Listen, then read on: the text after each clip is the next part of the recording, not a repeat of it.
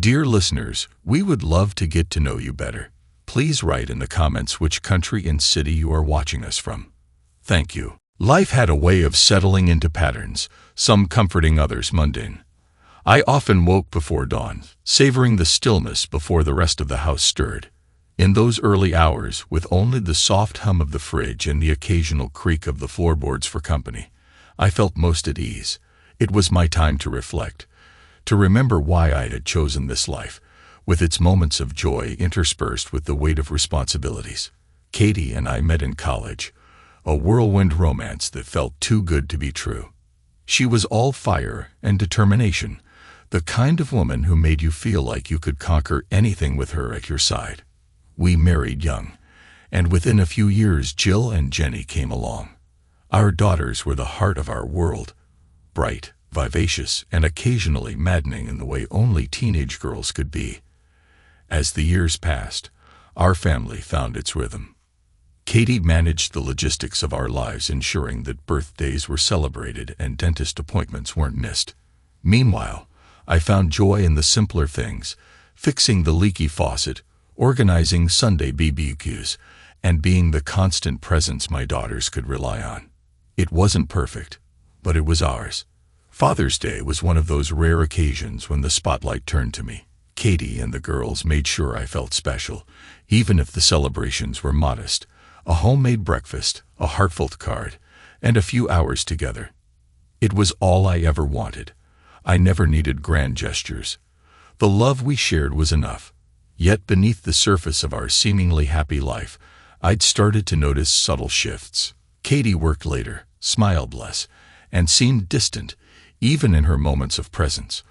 At the time, I dismissed these changes as the inevitable result of a busy life. In hindsight, those moments were signposts I chose to ignore, guiding me toward a truth I wasn't ready to face. Last year's Father's Day began in the same unremarkable way as every other. I rose early, quietly leaving the house to avoid waking Katie and the girls, who would undoubtedly sleep in. Mother's Day was my time to shine. I would whip up a hearty breakfast, curate a light midday snack of wine, cheese, and fruits, and end the day with a steak dinner paired with a rich Cabernet. When the girls were younger, they'd eagerly help me in the kitchen, though as teenagers, they left most of the work to me. In contrast, Father's Day meant Katie taking over the breakfast duties, a gesture I appreciated even if I often skipped the meal altogether, preferring to keep my appetite in check for later. That year, I waited for her to wake up so she could make me breakfast, something she didn't know I usually skipped in the mornings to avoid being too hungry. She kissed me, wished me a happy Father's Day, and immediately went to prepare breakfast. We had lunch at a quirky, Doctor Who-themed cafe, which turned out to be a fun way to spend the day.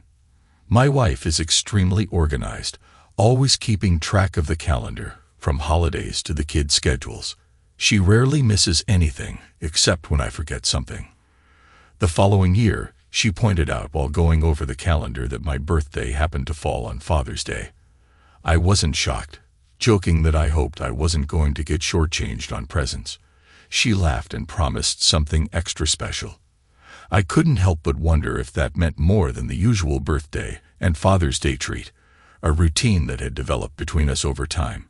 She would always start it during foreplay and only finish it on those 2 days. But as the weeks passed leading up to that year's Father's Day, I noticed a change in my wife's behavior. She started working late, snapping at the kids and me, and dressing up more often. She wore makeup, scarves, and low-cut shirts at work, things she had never done before. The Friday before my birthday, she put on a short skirt, stockings, and heels. She told me she was going out with some coworkers, which was unusual since we normally spent Friday nights together. I was surprised and asked if I had forgotten any plans, but she claimed it was a last-minute thing. Her response felt off, though. I was taken back when she rushed out the door, far more dressed up than usual. Something didn't sit right with me, but I couldn't figure out why.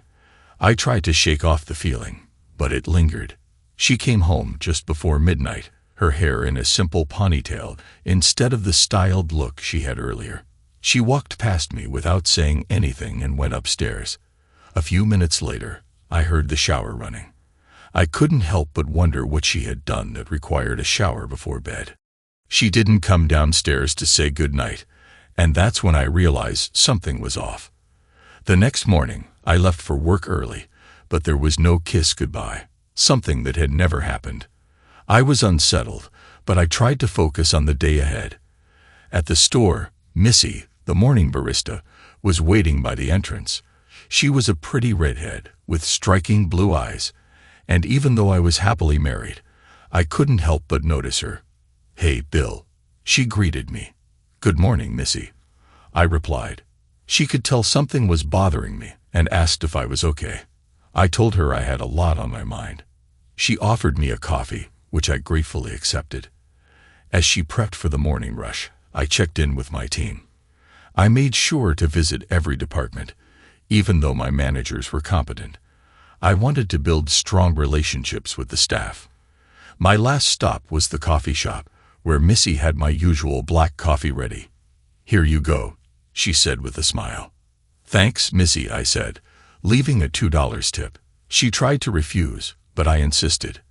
"I can't risk a complaint," I joked, referring to how even the smallest issue could lead to a corporate call. She laughed it off, and I went back to work, trying to focus on the day ahead. The day was mostly uneventful, with the most memorable part being when an elderly woman was caught trying to steal cat and bird food. It was a distraction I needed, something to keep my mind off the strange situation with my wife. When I got home, my wife and daughters were getting ready to leave for a concert, a plan they'd made weeks ago, but which I had completely forgotten about. My daughter gave me a kiss goodbye, but my wife didn't acknowledge me at all. I still couldn't shake the feeling that something wasn't right, and I couldn't stop thinking about the odd events from the night before. Later that evening, I tried to dig a little deeper. I checked her email, but there was nothing suspicious. She had a cell phone, so I couldn't check her messages or call logs.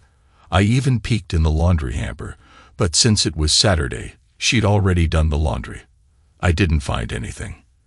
And after watching a movie, I went to bed feeling just as uneasy as before.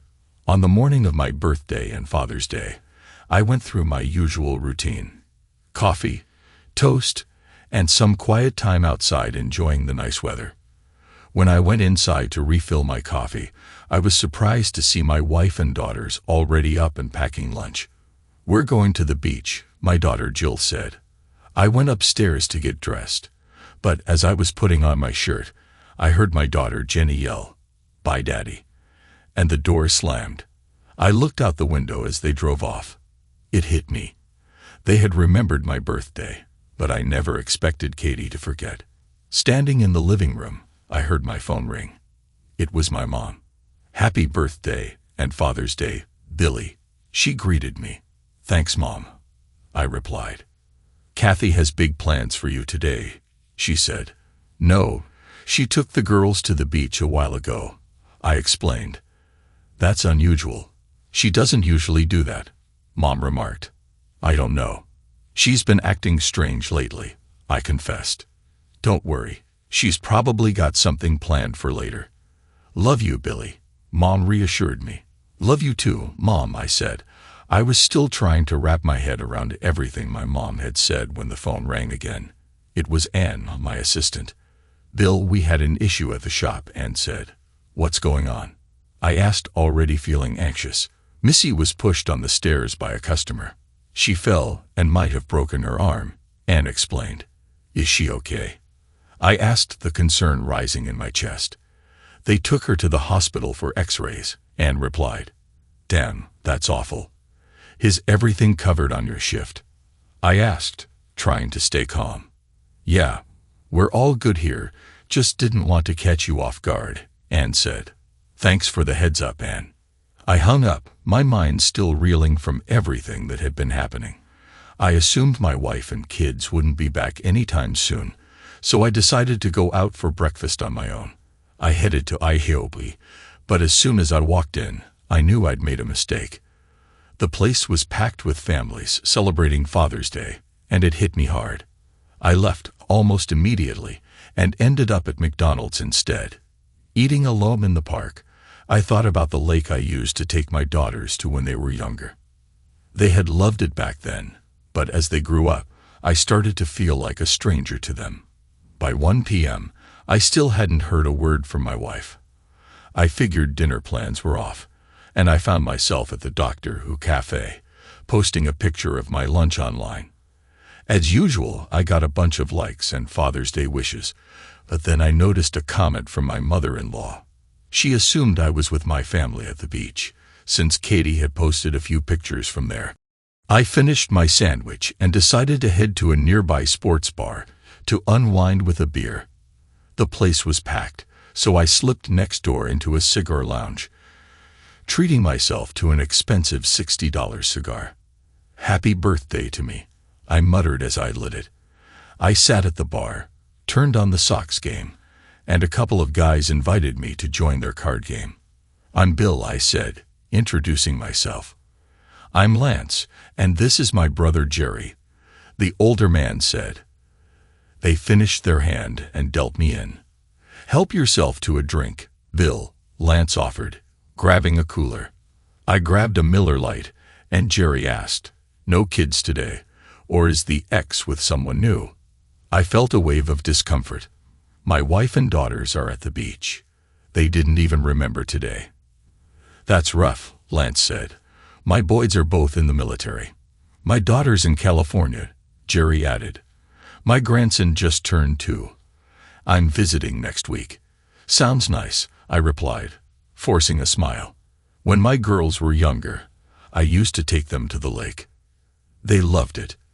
They nodded, and after a few minutes, the conversation veered back to my situation.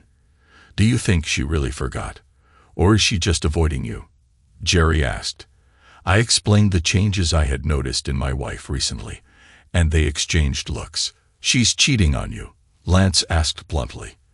The question hit me like a slap in the face, and I tried to brush it off, but the idea started to fester. I didn't want to believe it, but it was hard to ignore. Lance leaned forward. "Look, I've been there. The dressing up, the late nights out. My wife did the same thing, and when I found out I divorced her, it was the biggest mistake I ever made." I frowned, not understanding. "How is divorcing her a mistake?" "If she cheats, that's it." Lance sighed, his voice softer now. "I was paying alimony for years. I was broke. I missed her every damn day. Eventually we got back together, and we're happy now." I couldn't believe what I was hearing. If she's cheating, there's no way I could forgive that. I couldn't stay with someone who betrayed me like that. Lance shook his head. "You don't get second chances at love when you're our age, Bill. If you still love her, you'll find a way to forgive." I was still processing it all as I excused myself. "Thanks, Lance. I'll think about it," I said, though deep down I couldn't imagine ever forgiving her. I shook their hands and left. When I got back to my phone, I saw more posts from Katie and the girls at the beach. My heart sank. Forget it, I told myself. Stop being the sufferer. It stung that my wife had forgotten my birthday and Father's Day, but deeper than that, I had a growing suspicion that she'd been seeing someone else for weeks. I needed to focus on something else, so I decided to go to dinner at my favorite steakhouse. I knew there'd be a wait, but I didn't care. I showered, put on a jacket, and went out to treat myself. I arrived and ordered a glass of champagne. The older man next to me eyed my drink before ordering a martini. The bartender refilled my glass, and the man asked, "Celebrating alone, or am I taking someone's place?" "No, I'm alone," I replied. He nodded. "My wife's helping my daughter. She broke her arm today. You don't expect your grown kids to still get hurt." I chuckled. "Looks like I'm going solo for a while." My wife's caught up with other things. Then a little girl ran up to him, shouting, "Grandpa." She jumped into his lap, hugging him tightly. A few moments later, I heard someone call my name. "Bill." I turned and saw Missy, with a woman who looked a lot like her. I assumed it was her mother. "How's your arm, Missy?" I asked, trying to mask my discomfort. "It's fine," she said, smiling faintly. "The painkillers are helping, but it hurt like hell when they set the bone." Missy introduced me to her parents, Jack and Mary, and her little girl, Mia. "Where's your wife, Phil?" Missy asked innocently. "I'm not sure," I answered. "She took the girls to the beach this morning, and I haven't heard from them since." "Really? On Father's Day?" Missy said, surprised. "That's pretty rough." Mary looked shocked. "She blew you off on your day. What kind of person does that?" I shrugged, not wanting to go into the details. "Forget about her," Mary said, dismissing it. "You're with us now." I understood Jack's earlier comment about red rage.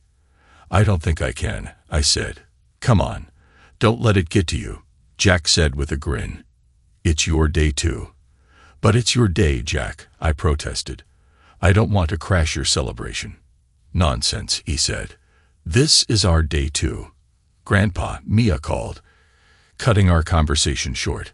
"I know pumpkin," Jack said with a chuckle. "I'll be in trouble later." "Daddy," Mia said, looking up at him.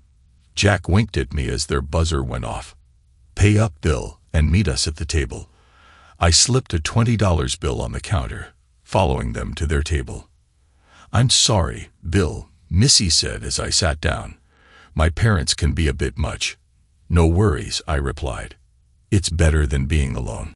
During dinner, we swapped stories about our kids, and Mia laughed at the funny anecdotes about her mom's childhood.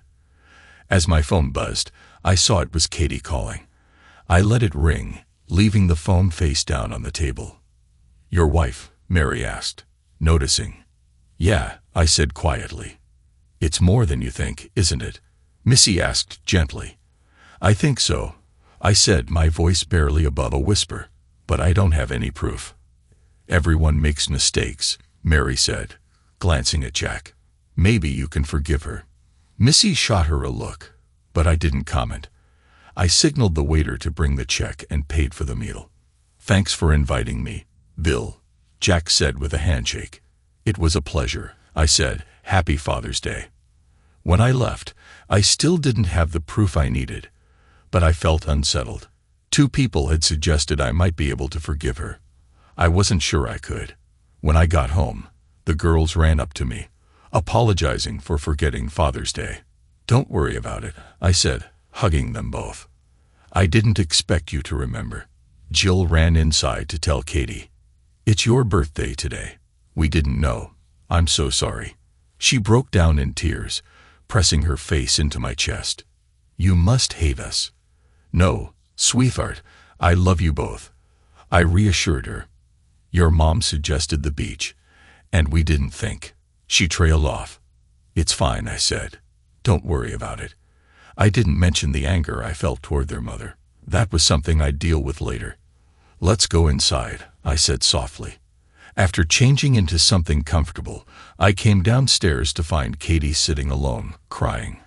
"I'm sorry," she whispered, but I didn't respond. I walked outside to the deck, cracked open a beer, and tried to focus on something other than her tears. Then I heard the sliding door open. "Bill." What's his name?" I interrupted, not looking at her. She stayed silent. "Bill, what's his name?" "The man you were with on Friday."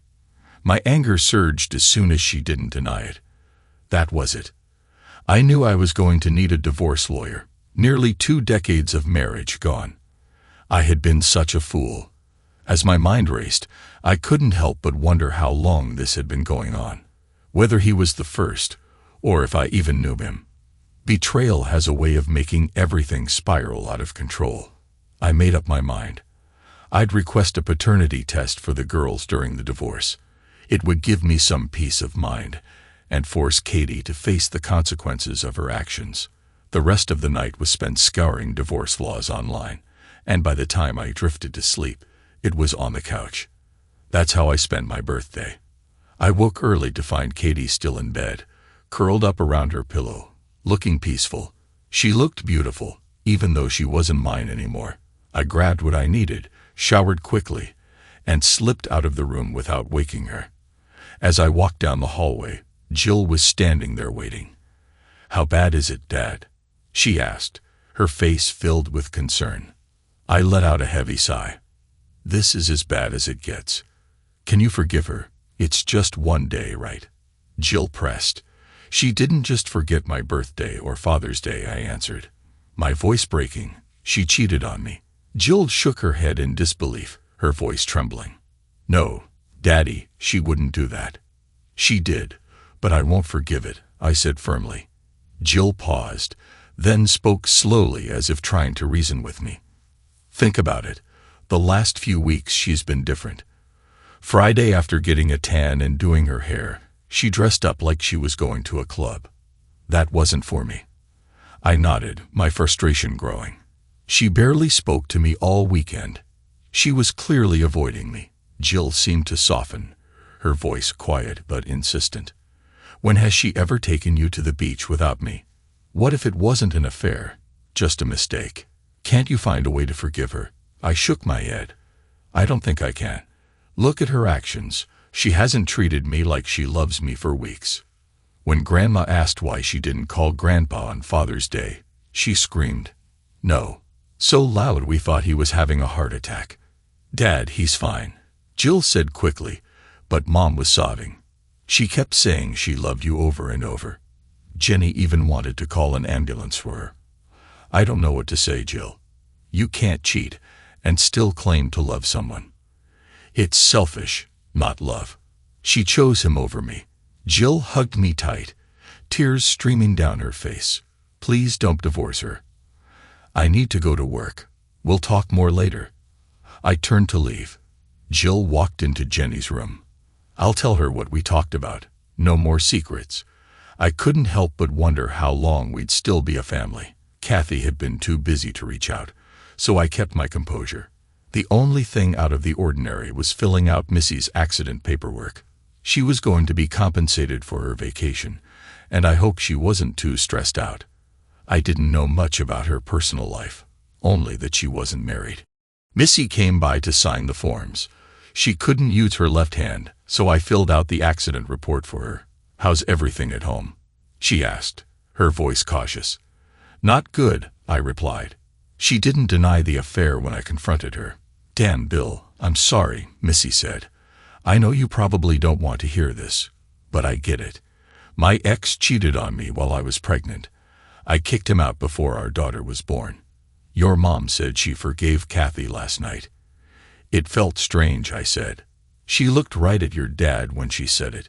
Yeah, I noticed. Makes me wonder if one of them was cheating too, Missy mused. I'm sorry, I muttered. You don't have to be, Missy replied. They seem happy enough, so they're free to do what they want.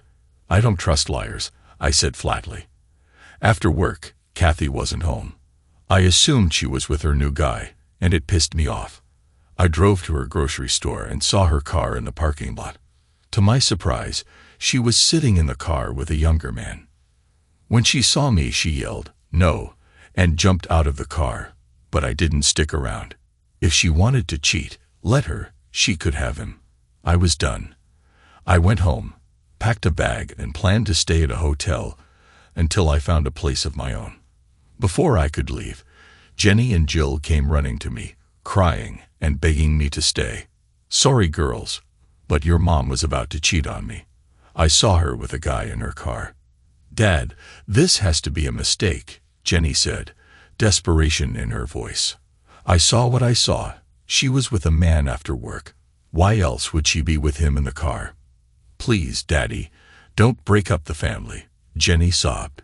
Your mom did this, not me, I said, hugging them both tightly. I love you both. I'll stay in touch every day, I whispered, kissing their cheeks. I left them crying in the bedroom and went to the garage. As I pulled out, Kathy nearly ran me off the road, speeding away. I shook my head, but kept driving. The following week was a nightmare. Kathy bombarded me with calls every hour for 3 straight days. She must have taken vacation since she couldn't call from work. Her voicemails were desperate, but I deleted them all. After a few days, my mother, mother-in-law, both daughters, and Kathy's sister all begged me to talk to her. They kept telling me it wasn't as bad as I thought, but when I asked them if she cheated, they went silent. They all knew, but none of them would admit it. I stopped answering calls altogether. I told the girls I talked to them, but not about their mother. They didn't believe me until I hung up twice. By the end of the week, I'd met with a lawyer. I wanted a 50-50th split of the house, with her staying there until the girls moved out, then selling it. The lawyer said I could get more, but I didn't care. The best part, I wouldn't have to pay her alimony. She made enough money to support herself, and I wasn't about to fund her relationship with her lover. The problem was, I didn't have concrete proof of the affair. Without that, the judge might classify it as irreconcilable differences. But my lawyer had the divorce papers ready, and I felt a sense of relief. No forced mediation, no long battle, just a fair split. Kathy fought back once she received the divorce papers, claiming she only slept with one man, the Friday before my birthday. Her family turned on me again, saying I was the bad guy for not letting her explain, as if any explanation would make it okay. My mother called me weak for not fighting for my marriage. My mother-in-law said I'd broken my vows too. My daughters begged me to stay, saying the divorce would scar them. It was unreal. I hadn't done anything wrong, yet somehow I was being blamed. I even asked my daughters for DNA tests, telling them it was a court order. Kathy sent me a letter, admitting to the affair, but trying to downplay it, claiming it was just one time with the 21-year-old, and that he was worthless. She also claimed I told the guy to never contact her again after I caught her. It didn't matter. She had cheated. That was enough. And the best part, her letter gave me the evidence I needed.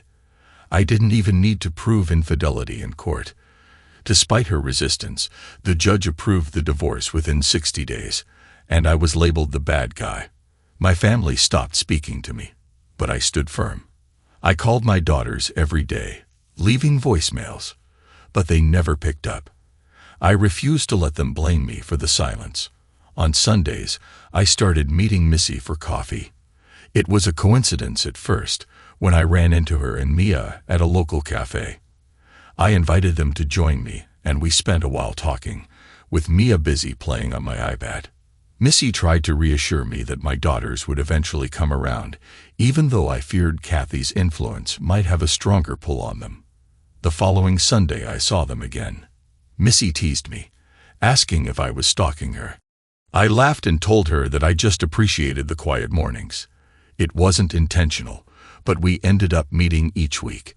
Her company was easy to enjoy, and Mia's energy was a welcome distraction. The day my divorce was finalized, I went to the house where I'd spent almost 2 decades with Kathy. She answered the door, her face blotchy from crying. Without saying a word, she gestured for me to come inside. "Are the girls home?" I asked. "They're at the school play," Kathy replied, her voice breaking slightly. "I know why you're here," she said, her voice low. "Really?" I shot back, a bitter smirk crossing my face. "You waited until it was too late to stop this, didn't you?" "I knew you'd try to get me back," she admitted, "but I couldn't let that happen." "You broke my heart," I said, my voice flat. "I'm not forgiving you. Bill, it was just one mistake. Why can't you forgive me? Didn't you love me like you used to?" She cried, tears streaming down her face. I laughed darkly. "Did you love me when you were flirting with him? Did you love me when you ignored me on my birthday? If that's love, then I don't know what to say. I never wanted any of this," she sobbed.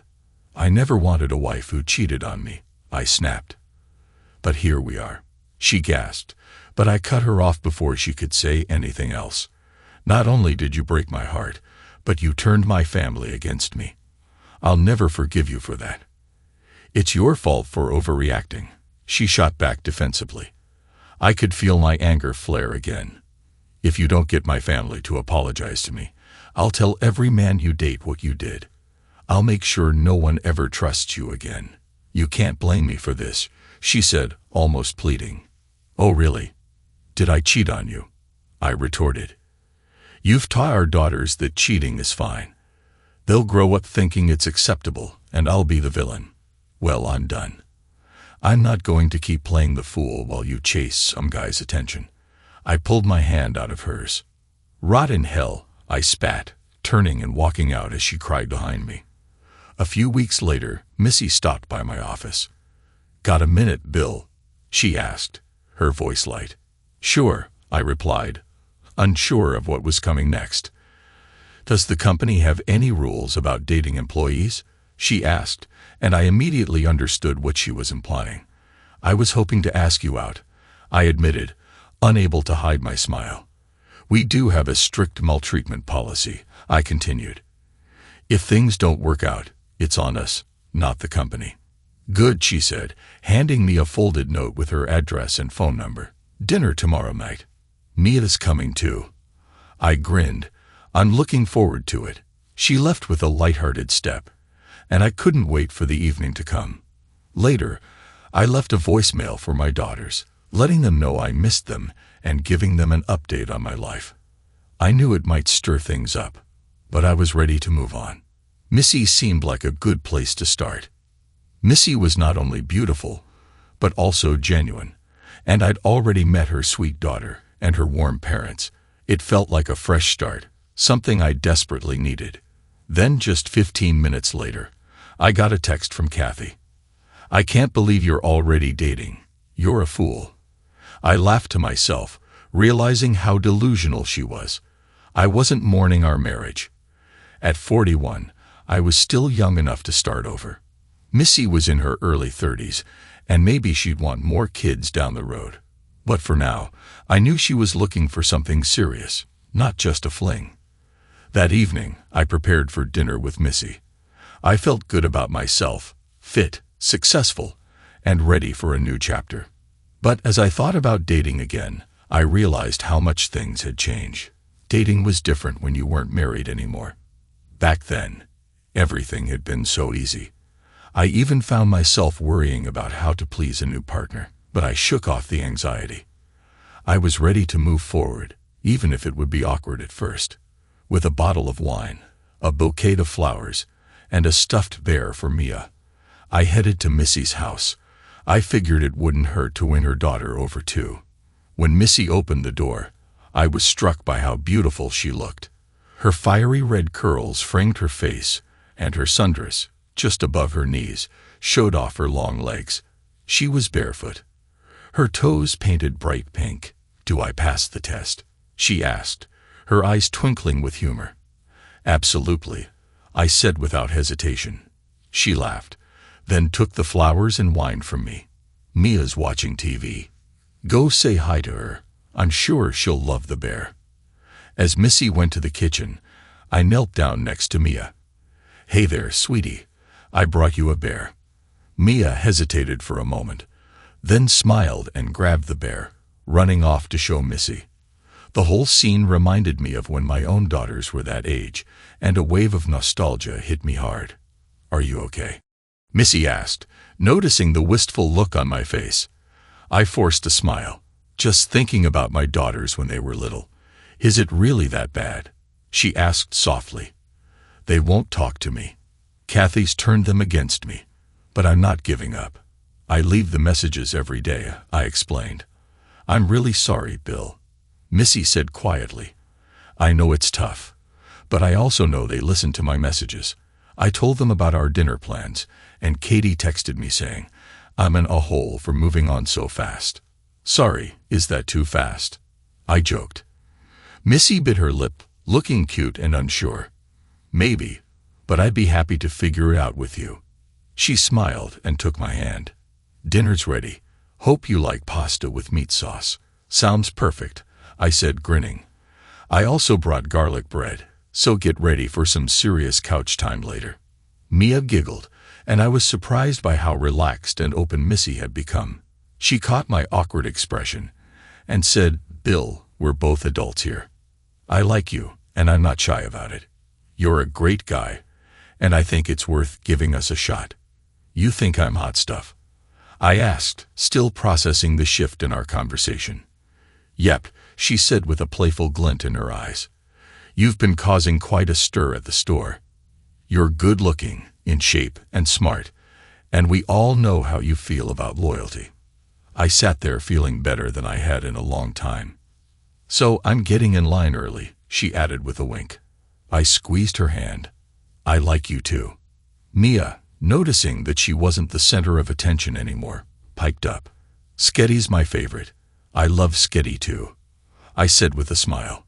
The fattier the better. I spotted the parmesan on the table. You must have really stinky cheese, she laughed. It's not stinky, it's parm. Stinky cheese, I teased, sniffing it dramatically. Wow, this is really stinky.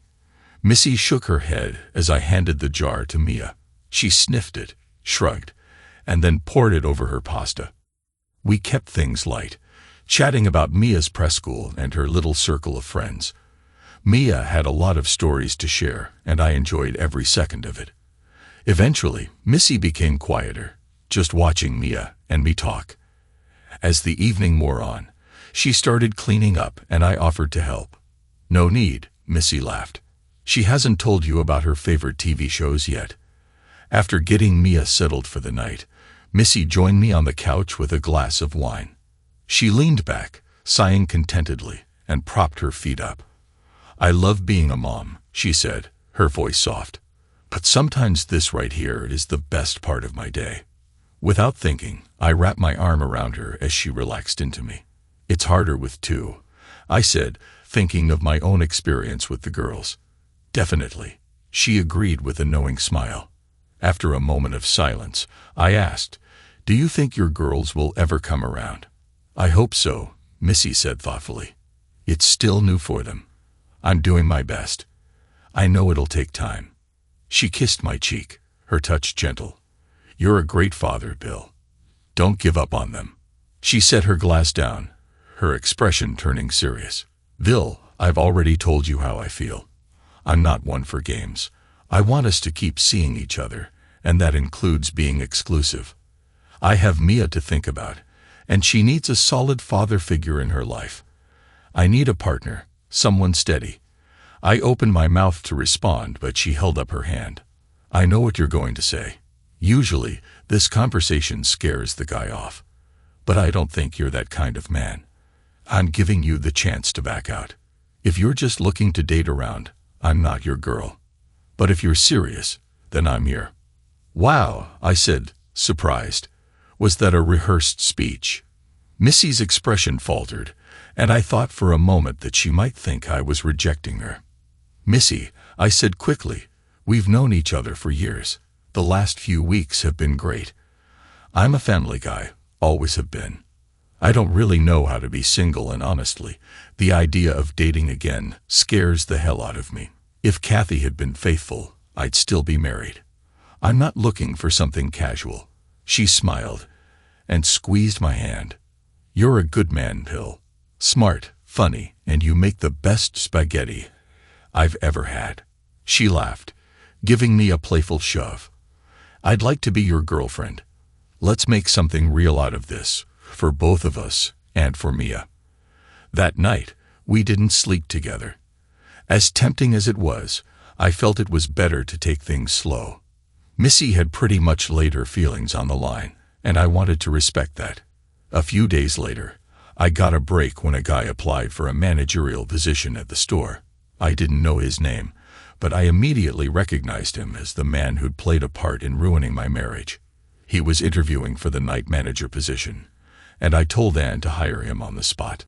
On his second night, I was waiting in the parking lot when he arrived for his shift. I slipped a 40-inch TV into the back of his car, a model I knew we had in stock at the store. The next morning, I timed it so I could catch him when his shift ended. I casually walked him to his car, asking about his team, when I noticed the TV in the backseat. Jeff, I said, feigning surprise. Did you buy that TV before your shift? We're not even open yet. No, Bill, that's not mine. He stammered, looking flustered. I don't know how it got there. We need to head back to the store, I said calmly.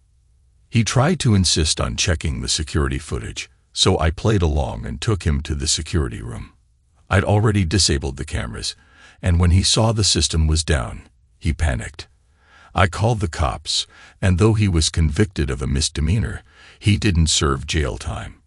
He got community service and had to pay a fine, which was more than I'd spent on the TV. The company stepped up security after that, but Jeff never figured out I was behind it all.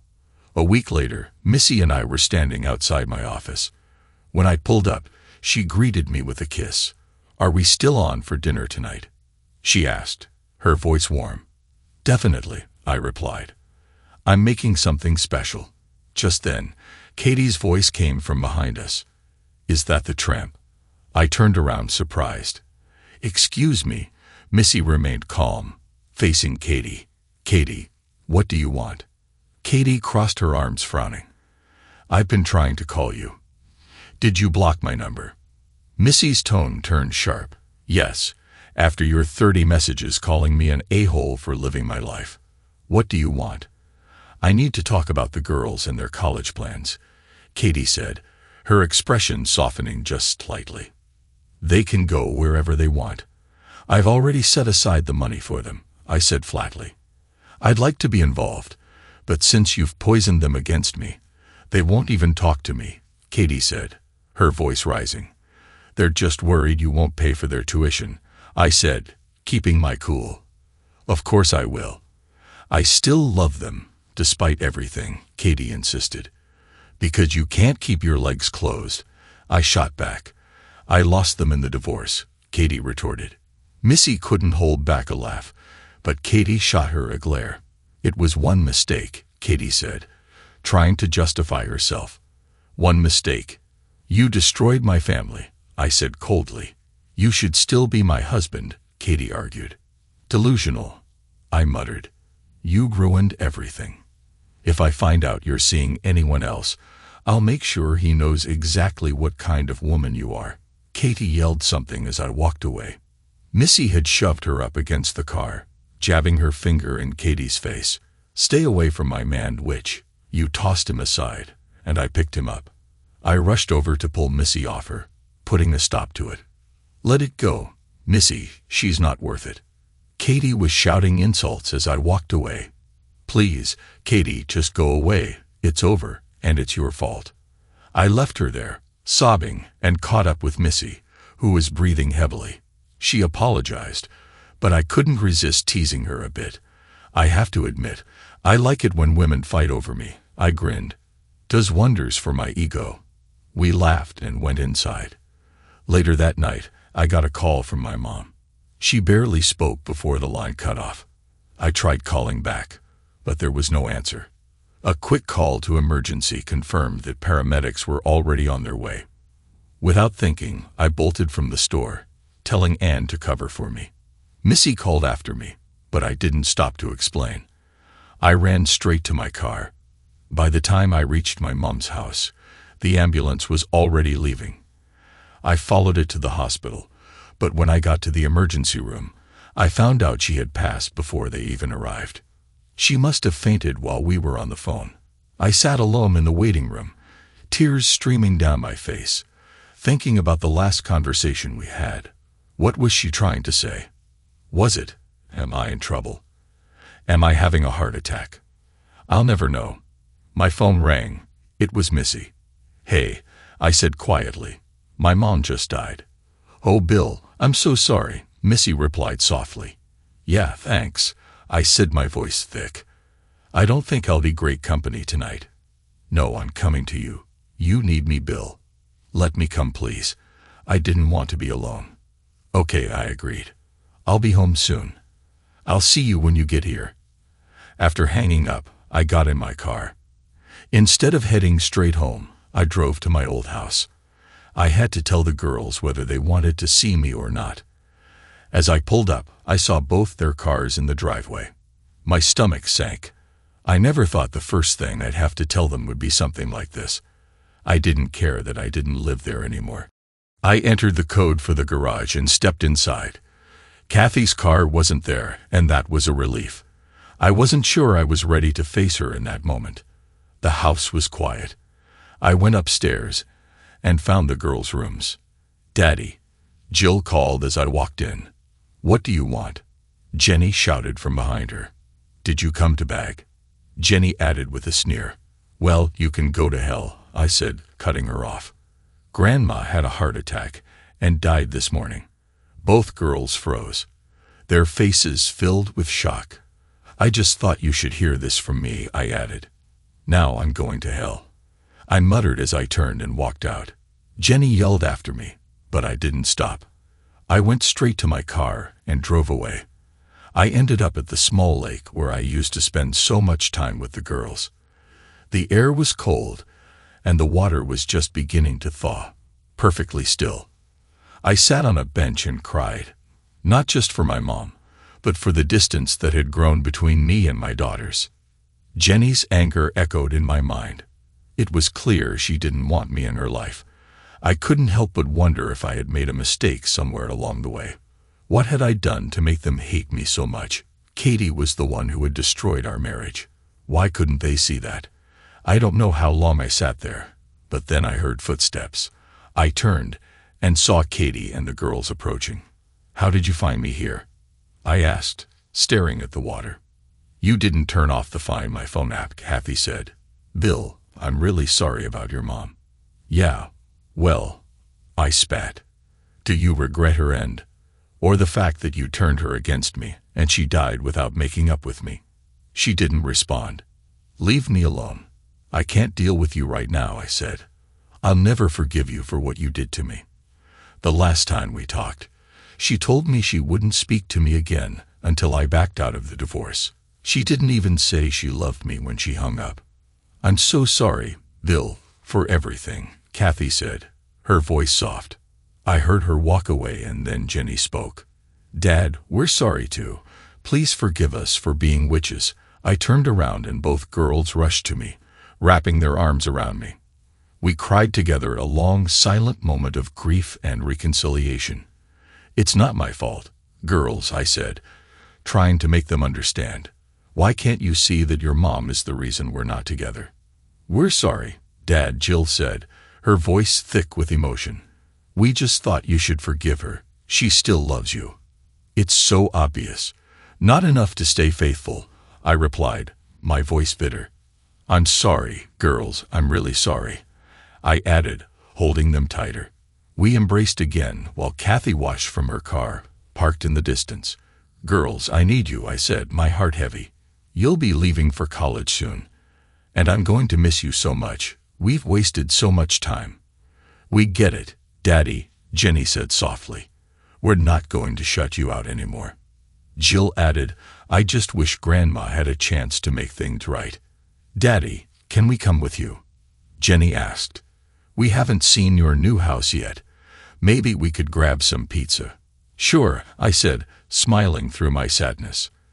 Tell your mom and let's go. When we pulled into my driveway, I saw Missy's car. I'd completely forgotten she was coming over.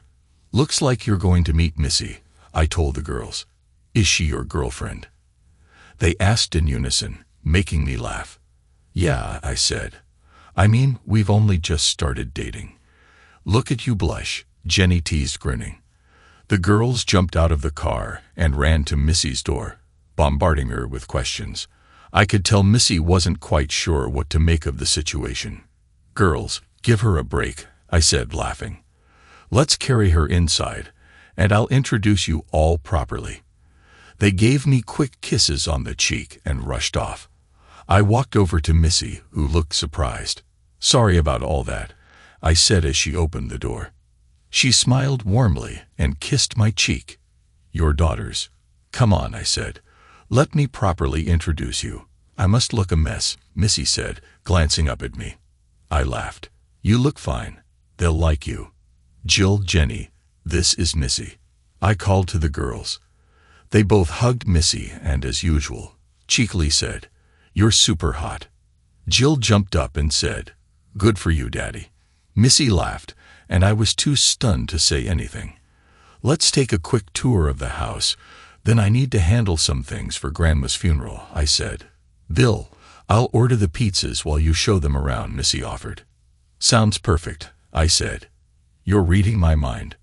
Oh, the girls said in unison, their eyes wide. I shook my head as Missy smiled. I decided to wait until the next morning to share the news about my mom. I'd write an obituary for the paper and post the funeral details on Facebook after visiting the funeral home the next day. After dinner, we spent hours telling Missy's stories about my mom. The girls, in their mischievous way, added a few embarrassing stories about me to keep Missy entertained. It wasn't my fault the pier was wet. I didn't mean to fall in the lake. I defended myself. Before long, I noticed the time. It was already 10 o'clock. "Girls' time's getting away from us," I said. "It's getting late." They'd frowned. "Can we stay the night?" "I don't have the guest rooms set up yet," I replied. "Okay, here's the deal," I said, trying to lighten the mood. "I'll pick you up in the morning and we'll go out for breakfast. But if you don't mind, I could really use your help sorting through Grandma's things." "Of course, Dad, we'll help however we can," they replied. "Thank you," I said, grateful for their support. "Missy, would you like to go for a ride, or do you need to head back to Mia?" I asked. "She's with my parents tonight." Jill shot up from her seat.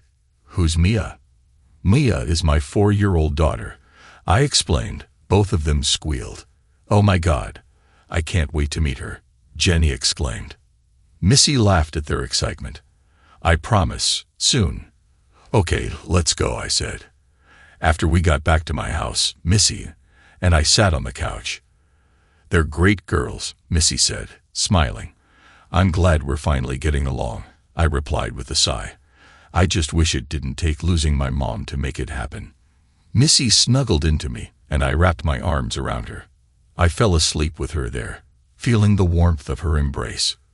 When I woke up the next morning, Missy had covered us with a blanket still curled up against me. I couldn't remember the last time I felt so close to someone. I kissed her forehead gently.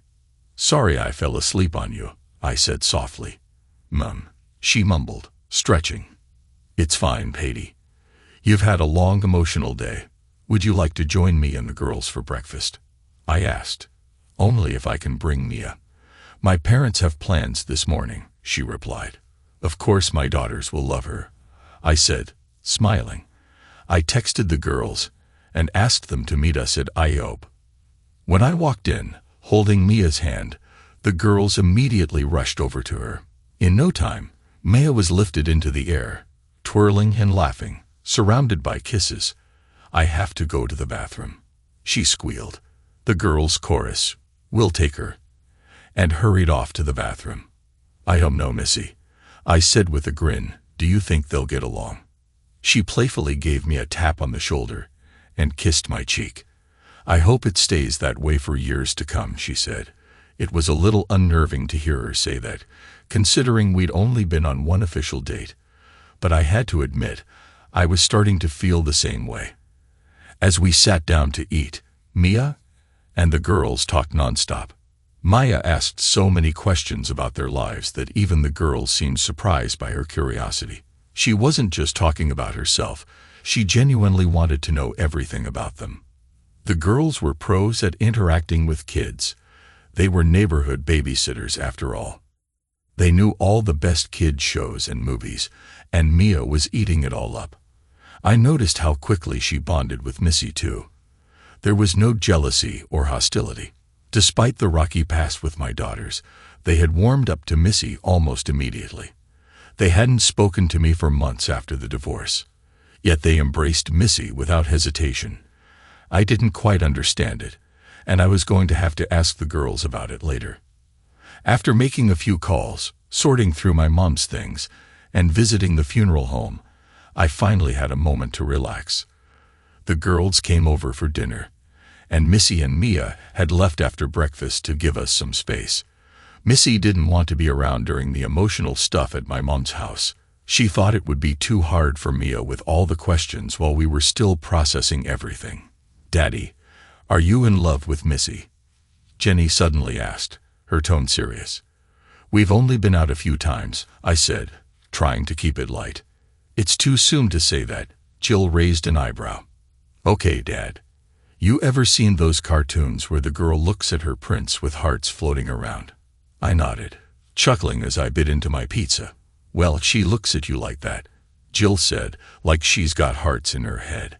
Before I could respond, both girls looked at me and said in unison, "We like her." I went from amused to frustrated. I tossed my pizza slice back on my plate, wiped my hands, and walked to the sink to collect myself. "Daddy," Jenny said softly, "how can you break my heart all this time then? Tell me you like her. What did I do to make you shut me out, to ignore me, and tell me to go to hell when I needed you? How many times did I cry over messages you didn't care to hear?" Jill spoke quietly. "Mom made us." "What?" I asked, stunned. "It started when Mom said, 'If you want to be a family again, come back to me. We're sorry.'" The words hit me like a punch. I turned around and saw a tear on Jenny's cheek, and she rushed to hug me. "Dad, we're sorry," she whispered. "When it didn't work, Mom told us you left us and wouldn't pay for college. She said your messages were just a way to look good in the divorce," Jill explained. "And you believe that?" I asked, my voice thick with disbelief. "How could we not?" Jill said softly. "We thought you were being unreasonable." "What about me?" I asked. "Would you let your boyfriend cheat on you?" They didn't answer. "Where do we draw the line?" I asked firmly. They both started crying, and we embraced again. The weight of it lifted, and I felt anger, sorrow, and relief. "I'm sorry, girls," I whispered, holding them tight. "I missed you so much." After a while I said, "Time to go home. You've got school tomorrow. Don't forget to tell Mom about the Wakin funeral." We hugged one last time before they left. Watching them drive off, I looked up at the sky and whispered, "You didn't have to go, Mom. But thanks for bringing them back to me. I'll miss you." The wake was tough, especially since I've always felt awkward around bodies. Mom looked peaceful, and part of me was relieved she'd be with Dad again. He had passed away a few years ago and didn't want a traditional wake. He thought it was weird for people to gather around a corpse. Mom had planned everything, even picking out her own casket. I was by the front when Katie and my girls arrived. They gave me warm, tear-filled hugs. Katie stayed back, giving me space. After the prayer, Kathy placed something in the casket, a photo of the three of us with Kathy holding Mom and our babies in her arms. It made me tear up. I gently placed it next to her hands and lost it for the first time that day. Later, the priest began the prayer service, and Kathy stayed at the back, talking to everyone. You can't be part of a family for as long as she was without forming bonds. The immediate family was supposed to sit in the front row. My girls were on my right, Missy on my left, but something felt off. I looked around and saw Katie standing in the back, wiping her eyes. It didn't feel right. Mom would have wanted Kathy up front too. She was like a daughter to her. I walked to the back of the room, and people followed me. I held out my hand to Katie. "Come here. You don't need to stay back there." Katie sobbed and hugged me. "Thank you," she whispered. We went to the front, where Uncle John gave her his seat. Missy kissed my cheek. "You're a good man, Bill," she whispered. It felt strange holding Missy's hand with Kathy only a few feet away, but I hoped I wouldn't regret it. Later, as I said goodbye to the last guests, Kathy approached with Missy beside me. I wondered how Katie would react. I hoped there wouldn't be any tension. "Bill, thank you for letting me be part of today," Kathy said. "She loved you like a daughter." It was the right thing to do. I offered Kathy a ride in the limo the next day. She hugged me and cried. I felt Missy's hand on my waist, fearing tension. Katie, breaking the hug, said, "If you don't want anything from me, I'll go home." She smiled briefly at Missy. "I'm glad you're here for him. You may not know it, but he was a mama's boy. It's going to be really hard on him without her." With that, she left the room. Missy hugged me. "Let's get you home." Back at the house, Missy sat at the table with a cold beer. Things with Kathy went better than expected. "I was worried she'd start something with you," I said, relieved. "Well, the girls helped with that. We just need to get through tomorrow." I hoped she was right. I don't know why I was so uneasy about Katie. Maybe I'm paranoid. "Will you stay the night with me?" I asked. She smiled, took my hand and said, "You couldn't kick me out if you tried." We didn't make love, but having her spoon with me was the best sleep I'd had since the divorce. As we waited for prayer to begin, Kathy whispered, "I'm not going to cause trouble." I know I lied. "I'm just uncomfortable," she scoffed. "How do you think I feel? I'm an outcast here." "No one thinks that about you," I said, trying to reassure her. Jean, my mom's friend, patted me on the shoulder.